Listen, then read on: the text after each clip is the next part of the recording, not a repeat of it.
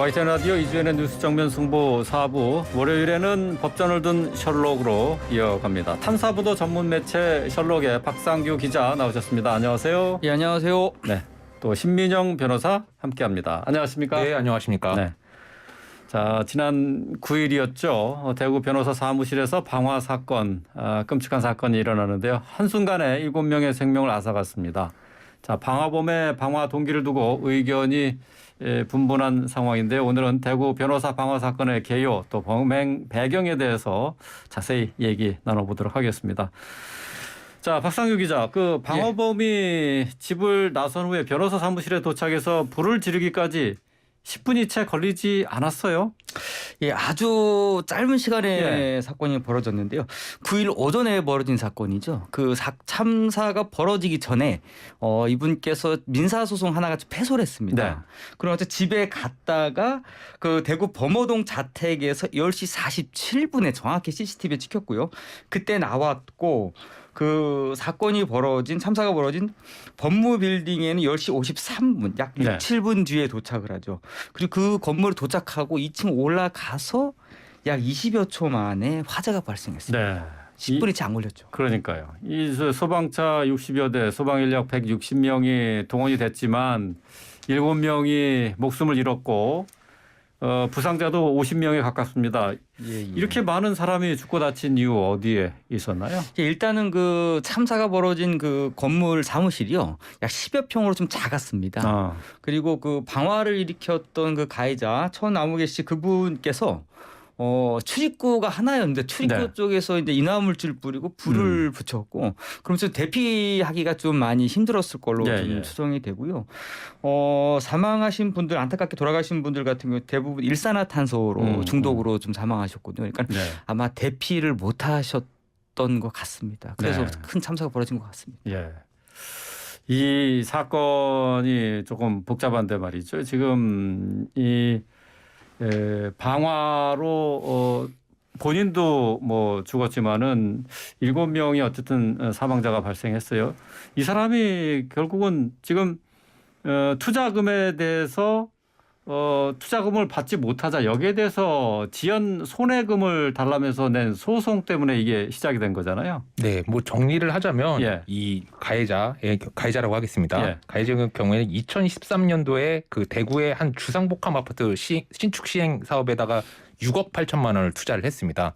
그런데 이 투자금을 돌려받지 못하자 이 개발 회사 법인을 상대로 이 투자금을 돌려달라는 소송을 냈고 그래서 뭐 이 재판 결과 이 시행사 이 회사는 이 가해자한테 돈을 돌려주라라고 판결이 나왔었습니다.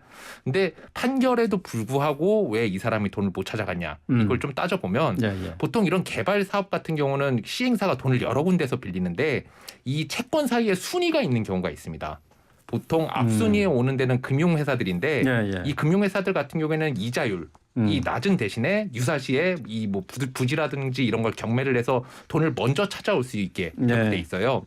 하지만 후순위인 경우에는 뭐 금융기관이 아닌 일반 법인이라든지 개인 같은 일반 투자자들인데 수익률은 높은 대신에 유사시에 그 은행이 먼저 돈을 찾아가고 남은 금액이 있을 경우만 거기서 찾아갈 수 있게 그렇게 구조가 구성이 돼 있는 경우가 많습니다. 뭐 사업이 잘 되고 순조롭게 되면 높은 가격에 팔리고 그러면 선순위 은행도 돈 찾아가고 후순위에 있는 일반 투자들도 돈을 찾아갈 수가 있는데 그렇지가 못하고 이 뭐 사업이 실패해서 이 부동산이라든지 부지가 경매에 들어가면 이 경매 보통 낮은 가격으로 팔리게 되죠. 이 돈을 갖고 나눠 갖게 되는데 보통 선순위인 은행들이 나눠 갖기에도 부족한 경우가 많아요.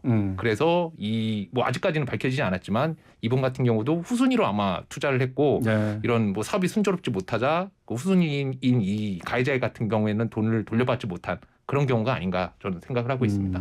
이게 지금 민사소송이잖아요. 그러니까 부동산, 그러니까 주상복합 투자를 한 건데 여기서 돈을 돌려주라라는 그 판결을 받았음에도 결국 돈을 받지 못했단 말이죠. 네.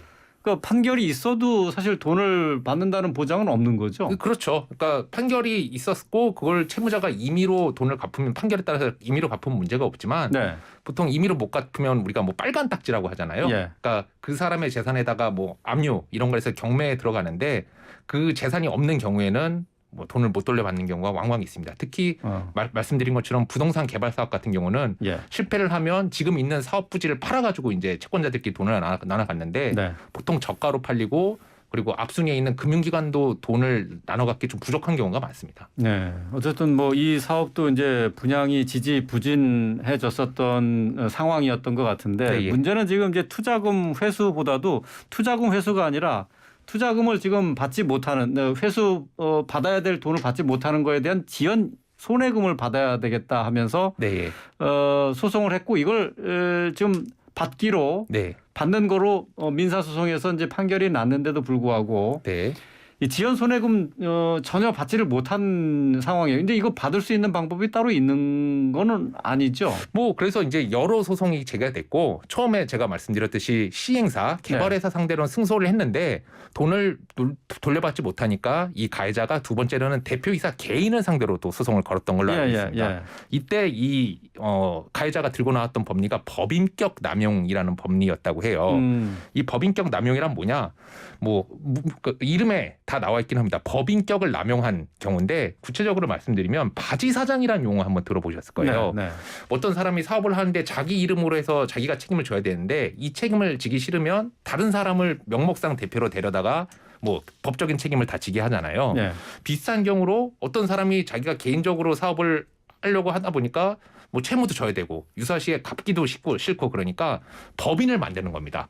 법인을 만들어서 이 법인이 다 채무를 지게 하고 유사시에는 이 법인한테만 다 책임을 지우게 하고 뒤에 있는 개인이 쏙 빠져나오는 경우인데 이렇게 법인을 앞세워서 개인이 책임을 피하는 걸 막기 위한 법리가 법인격 남용. 그 뒤에 있는 개인에게 책임을 묻겠다는 게 법인격 남용의 법리인데 이게 저도 몇 번 주장을 해봤는데 현실 재판에서 잘 안 받아들여집니다. 안 받아들여져요? 네. 그러니까 거의 뭐 동일하다. 그러니까 바지 사장은 빠져나갈 수 있다는 얘기네요. 네. 결국은. 네. 뭐 바지 사장처럼 이렇게 법인 같은 경우 그러니까 뒤에 있는 개인한테 책임을 잘 인정하지가 않아요. 법인. 그래서 아마 이 사람 같은 경우도 뒤에 있는 개인한테 소송을 제기했지만 법인격 남용이 받아들여지지 않아서 그거 역시 패소를 했고 이 패소된 사건이 이 사건의 발단이 된 걸로 좀 그렇게 파악하고 있습니다. 근데 어쨌든 뭐 지금 말씀하신 이제 가해자 물론 뭐 사망했습니다마는 신탁 계약이 있기 때문에 자신도 돈을 받을 권리가 있다라고 주장을 했어요. 신탁사의 신탁 사무 책임 어디까지 져야 하는 겁니까? 이 보통 개발 현장 같은 데 보면 앞에 철문에 붙어 있잖아요. 현장 책임자 뭐 누구, 시행사 누구 그리고 거기에 신탁회사가 적혀 있는 경우가 많고 또 하나 분양 공고 같은 데 보면은 뭐 광고 같은 데 보면 신탁회사 이렇게 적혀 있는 경우가 많아요.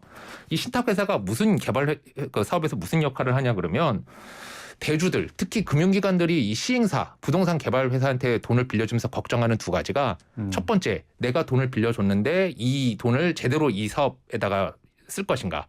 뭐 그게 아니라 다른 사업 현장에 유용할 수도 있고 아니면 뭐 외제차를 산다든지 개인적으로 유용할 수 있잖아요. 네. 그 유용을 방지하는 게 첫 번째고 두 번째는 이 사업에 돈을 빌려줬는데 이 알고 봤더니 이 개발사가 시행사가 다른 현장에서 빚을 또 많이 지고 있을 경우가 있어서 난 이 돈 빌려줬는데 다른 그 채권자들이 몰려와서 이 돈을 뺏어가서 이 현장에 투입 못하게 되는 그런 상황을 겁냅니다. 그래서 보통은 신탁회사를 따로 하나 세워서 신탁회사가 인허가도 다 가져가고 그리고 분양 같은 업무도 대신하고 그 시행사의 업무를 외부적으로 그냥 다 신탁회사가 대행한다고 생각하시면 돼요. 그래서 돈 유용을 방지하고 불특의 채권자들이 들어와서 이 현장에다가 방해하는 걸 방지하는 역할인데 문제는 이 신탁회사가 돈 유용하는 것만 방지를 할 수 있을 뿐이지 그러니까 이 사업의 사업성까지는 보증을 하지 못합니다.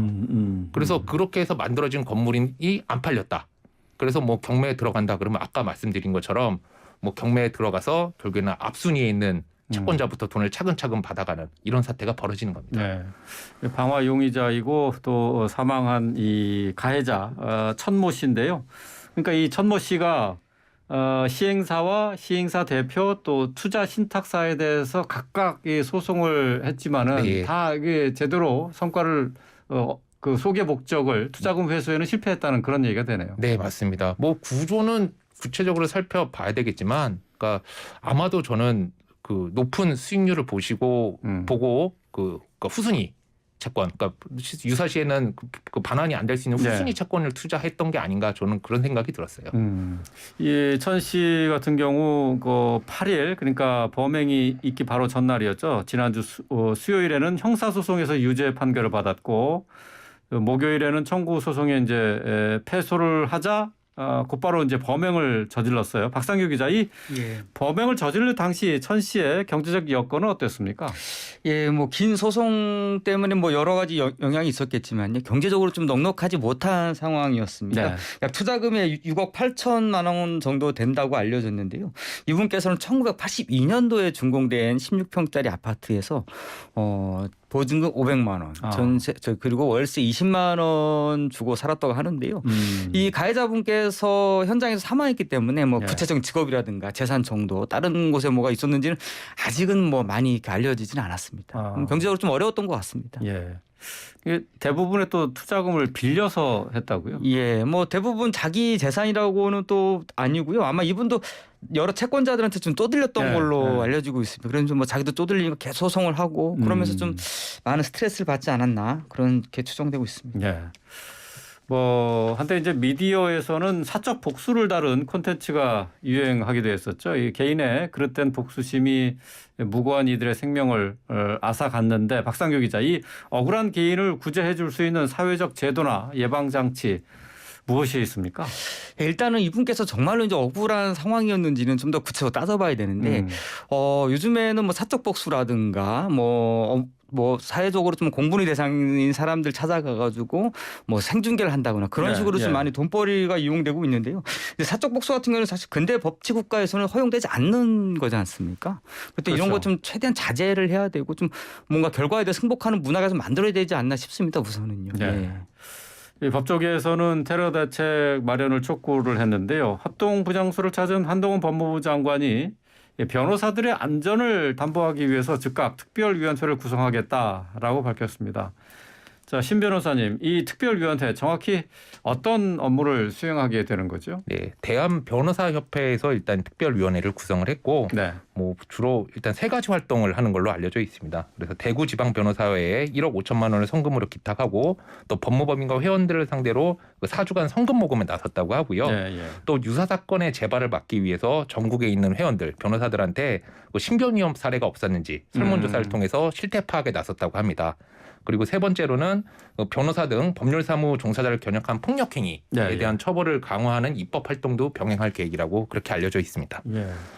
신 변호사님 어떻습니까? 그 현장에서 느끼시는 거. 그러니까 아무래도 재판에 서로 상대가 있는 것이기 때문에 서로 이제 감정적으로 좀 격해질 수 있고 의뢰인이나 상대 측 의뢰인들의 어떤 협박이나 그런 것도 받아보신 적이 있으실까요? 실제로 이 사건이 터지고 이제 변호사 인터넷 커뮤니티에서 이런 피해 호소 같은 게 굉장히 많이 올라왔었습니다. 그러니까 그 법원에 찾아간다는 게 보통 일생일대 가장 뜨거운 일들을 들고 가시잖아요. 그렇죠. 그렇기 때문에 굉장히 격앙돼 있으신 경우가 많고 모두가 억울한 분들이에요, 사실은. 맞습니다. 억울하기 때문에 찾아가는 경우 굉장히 격앙된 경우가 많아서 자칫 이제 잘못하다가는 이렇게 뭐 감정적으로나 아니면 뭐 법적으로는 해서는 안 되는 일을 하시는 경우가 많다고 좀 알려져 있고 이 부분에 대해서는 아까 변호사협회에서 조사하고 있듯이 조사라든지 좀 대책이 필요한 그런 상황으로 보입니다.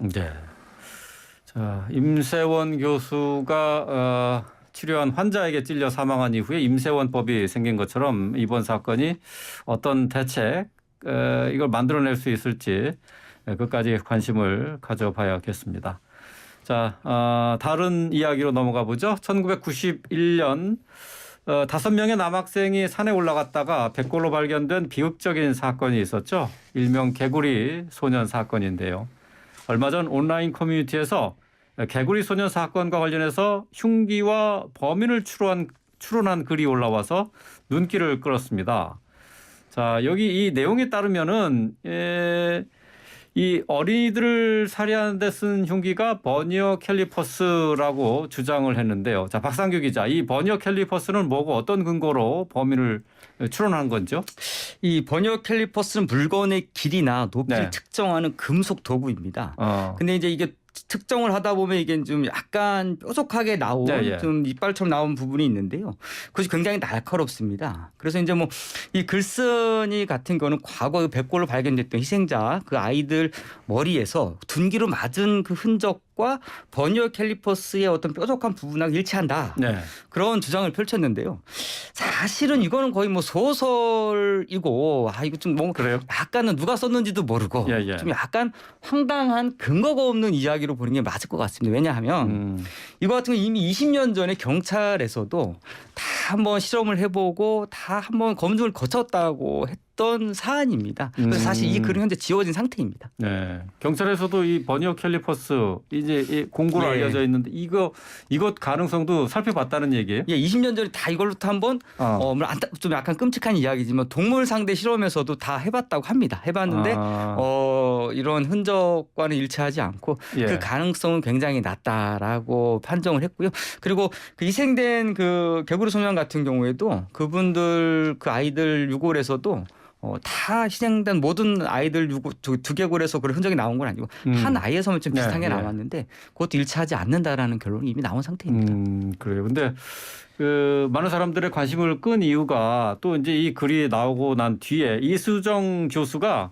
설득력이 있어 보인다 이렇게 말하면서 이제 힘이 실렸어요.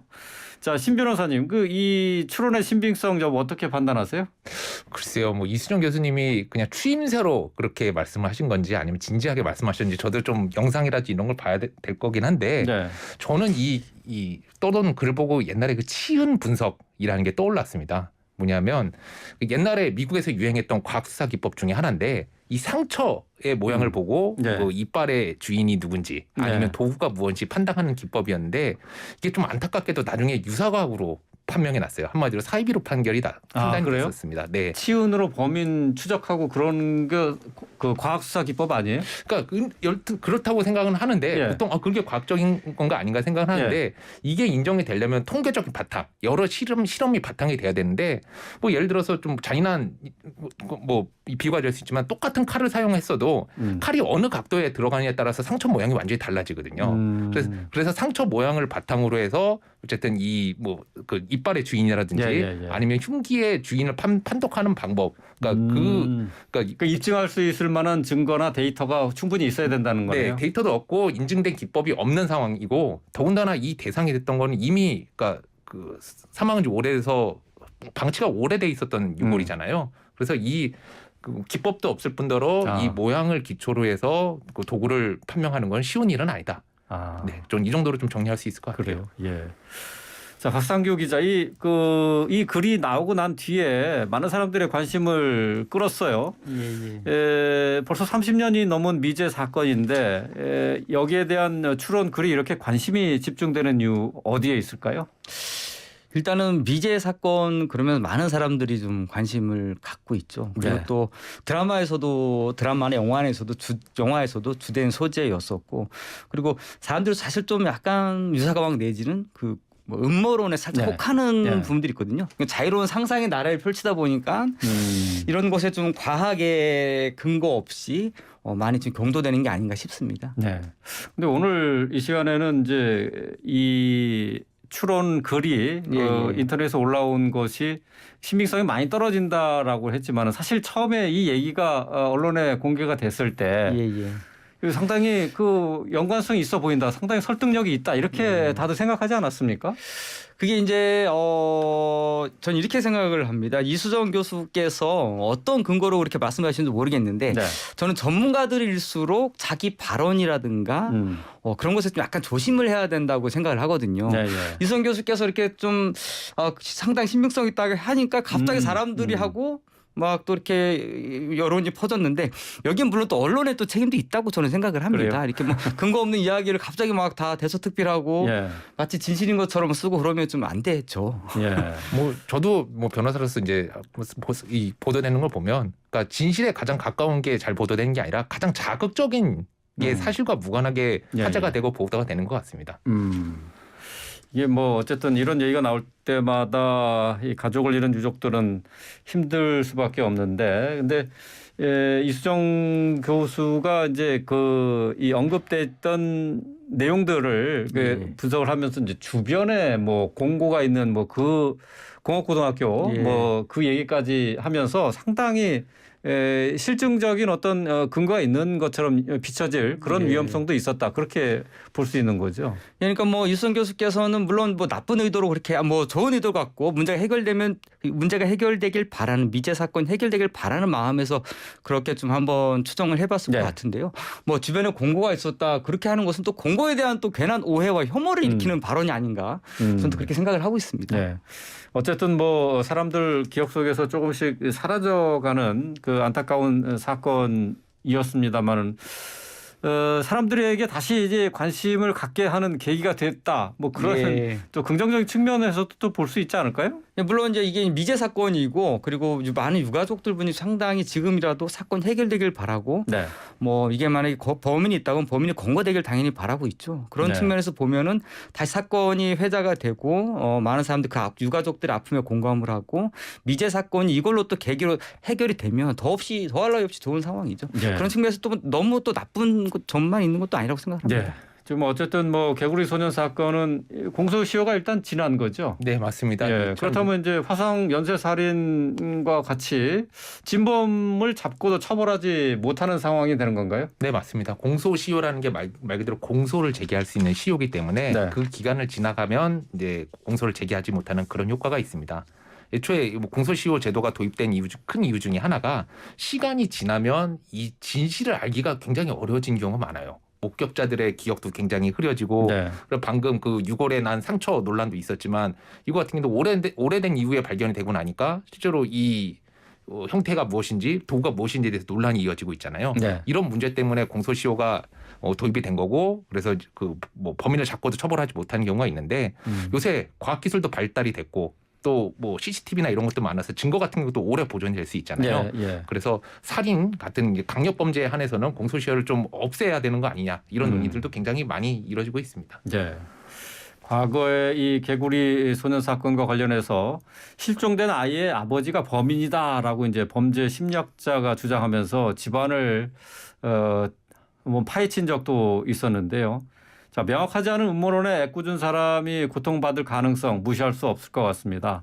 자, 신미정 변호사님, 이 경우 이제 음모론을 제기한 당사자에게 피해 보상 청구할 수 있는 겁니까? 네, 당연히 뭐 피해 배상, 그러니까 정신적 피해에 대한 위자료 청구를 할 수가 있고요. 또 이 말씀하신 그 사안의 경우에는 명예훼손으로 충분히 상대방한테 형사 책임을 물을 수 있는 상황입니다. 그래요? 명예훼손으로? 네, 그러니까 확실히 사실이 아닌 걸 갖고 이렇게 누군가의 명예를 훼손하는 경우에도 명예훼손이 해당하지만 사실인지 아닌지 확실하지 않은 걸 갖고 이렇게 하는 경우에도 미필적 고의, 충분히 성립할 수가 있기 때문에. 뭐 이런 얘기를 함부로 한다든지 아니면 이런 괴담 같은 걸 함부로 유포해서 누군가의 그 마음을 아프게 하는 일은 좀 없어야 되겠습니다. 그렇군요. 자, 화성 연쇄 살인의 용의자가 잡히면서 개구리 소년 사건 역시 재수사가 또 한 번 있었죠. 재수사를 벌였지만은 뚜렷한 성과를 내지 못했습니다. 자, 끝으로 박상규 기자께 여쭤보겠는데요. 개구리 소년 사건 현재 수사는 어떻게 다 끝낸 건가요? 아니면 계속 진행 중인 겁니까? 2019년도 9월에 화성 연쇄살인 사건 진범이 밝혀지면서 그 당시 이제 민감용 경찰청장이 개구리 사건 미제 사건이죠. 이 사건을 재수사를 지시를 했고요. 현재도 재수사가 진행이 되고 있다고 합니다. 다만 아직까지 뚜렷한 가시적인 성과는 나오지 않고 있는 상황입니다. 수사는 계속 진행되고 있다고 합니다. 수사는 진행 중이다. 근데 워낙 오래된 사건이라 수사 진행 상황 어떻게 그냥 지금 목격자나 뚜렷한 증거를 찾기가 쉽지 않을 것 같은데 말이죠. 과학이 발달하고 수사 기법도 좀 발전했으니까요. 큰 기대는 아니더라도 꾸준히 하면은 어쨌든 유가족의 아픔을 치유할 수 있는 결과도 나올 수 있다고 생각을 합니다. 알겠습니다. 네, 제가 말씀 중에 한 가지 좀 잘못 말씀드린 게 있어서 바로 잡아야 될 것 같은데 살인죄의 경우에는 2015년도에 공소시효가 폐지가 됐습니다. 그리고 아까 제 취지는 공소시효 제도의 의의에 대해서 계속 문제 제기가 있고 좀 늘려야 된다는 논의가 있다. 이렇게 좀 이해하시면 좋을 것 같습니다. 살인죄에 대해서는 공소시효가 폐지됐다. 근데 개구리 소년 사건에 대해서는 해당되지 않는 해당되지는 않습니다. 알겠습니다. 자, 오늘 말씀은 여기까지 듣겠습니다. 자, 그동안 사건에 얽힌 법률 문제를 풀어준 법전을 든 셜록. 오늘 마지막 순서로 함께했습니다. 그동안 수고해 주신 박상규 설록 기자, 신민영 변호사께 감사의 말씀 전합니다. 오늘 말씀 잘 들었습니다. 고맙습니다. 고맙습니다. 고맙습니다.